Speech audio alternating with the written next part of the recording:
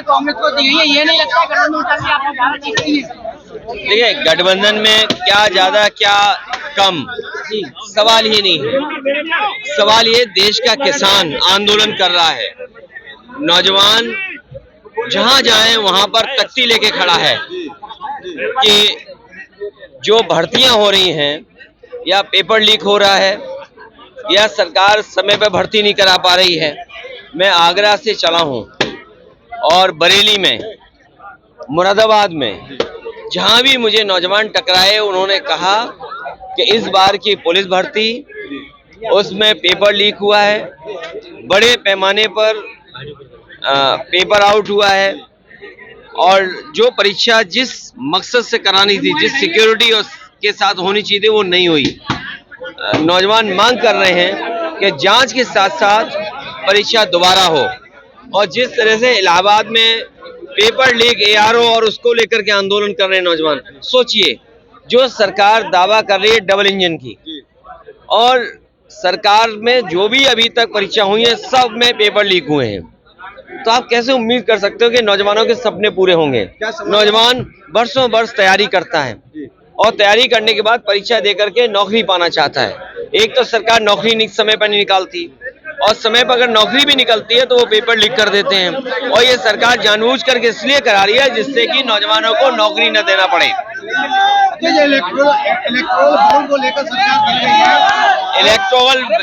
Electoral bond एक अलग विषय है, वो तो अब आंकड़े सामने हैं।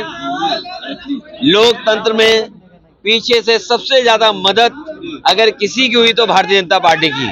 कम से कम भारतीय जनता पार्टी को बताना चाहिए जनता को कि इलेक्ट्रोल बॉन्ड पाने में उन्होंने कितने उद्योगपतियों का साथ दिया है। अजय जी, राजा भैया को लाने के आप जो प्रयास चल रहे हैं, राजा भैया को साथ देने की पार्टी के बहुत सारे नेता और पार्टी समय समय पे कोशिश करती है कि जो दल भारतीय जनता पार्टी से या अपनी इच्छा से किसी प्रत्याशी को समर्थन देना चाहता है तो कम से कम सहयोग मांगना चाहिए। राहुल गांधी की न्याय यात्रा में क्या सपा शामिल होगी, क्योंकि आपका गठबंधन हो चुका है? आने वाले समय में क्या कार्यक्रम होगा उसकी जानकारी आपको मिल जाएगी। भैया, इस स्वामी प्रसाद मौर्य को लेकर आप क्या कहेंगे, क्योंकि उन्होंने अपना इस्तीफा भेज दिया है?